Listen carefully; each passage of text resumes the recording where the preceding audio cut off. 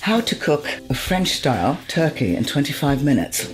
Let's start with brine. Here is the list of ingredients.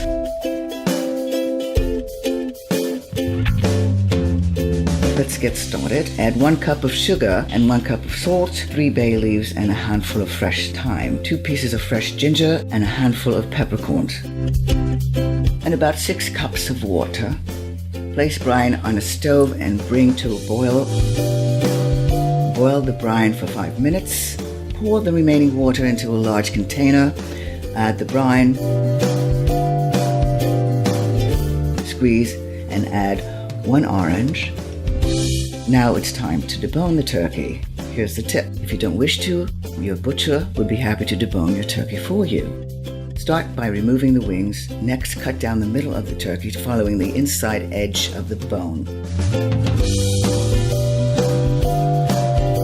Turn the turkey over and dislocate the leg of the turkey. Now cut the remaining edge along the bottom of the turkey. Repeat these steps on either side of the turkey.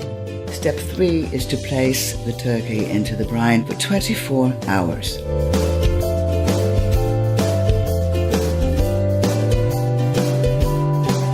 After 24 hours, remove the turkey from the brine, making sure to remove all peppercorns and herbs from the turkey.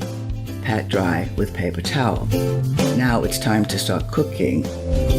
Sear each piece of turkey starting with the skin side down. Sear for about 5 minutes per side.